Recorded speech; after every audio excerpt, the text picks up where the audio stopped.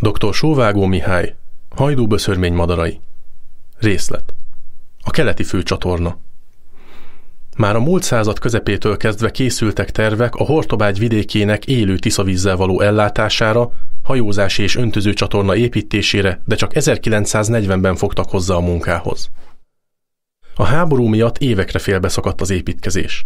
Szakaszosan haladtak, és 1956. július 14-én vágták át az utolsó gátat Bakonszegnél. Ezzel a kiindulási ponttól számítva a Kékkállóig 98 km hosszú, mesterséges vízi út keletkezett. A csatorna 100 000 hektárt meghaladó terület öntözésére és 17 000 hektár halastó ellátására alkalmas, jelenleg azonban csak 28 000 hektárt öntöznek, illetve 6117 hektár halastavat táplálnak belőle. Több száz kilométernyi öntözőfürt csatorna és belvízcsatorna csatlakozik hozzá. Megépítésekor sivárképet mutattak a növényzet nélküli, magas sárga töltések és a csupasz vízszalag. Azonban 10 év sem telt el, mikor már a vizet jó 2 méter széles szegény át fogta közre, a töltések oldalán pedig nyárfákból, szilfákból, tölgyekből, ezüstfűzből álló vadrózsabokrokkal tele fásítás zöldelt. A csatorna és partja merőben új eleme lett Hajdúböszörmény határának is.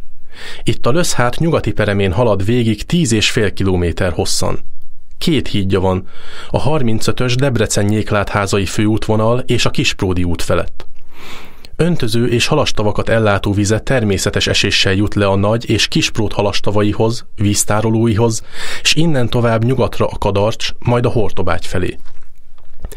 A keleti főcsatorna rendkívüli jelentősége abban van, hogy visszahozta a vizet az országnak csapadékban legszegényebb vidékére. A múlt század vízszabályozásai után ugyanis a Tiszántúl északi része egyre jobban kiszáradt, terjedt a szik, gyakran elsültek a legelők.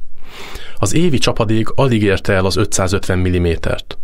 A csatorna a száraz földeken segít, és óriási előnye, hogy vízhozama állandó, a legforróbb nyarakon sem szárad ki. A madárvilág szempontjából azért hozott kedvező változást, mert a vízével táplált halastavakon újra megjelentek rég eltűnt vízimadarak, sőt olyan fajok is, amelyek egykor ismeretlenek voltak Hajdúböszörmény határában. Így a vörösnyakú vöcsök, nagykócsag, kiskócsag, üstökösgém, jégmadár, barkós cinege, függőcinege.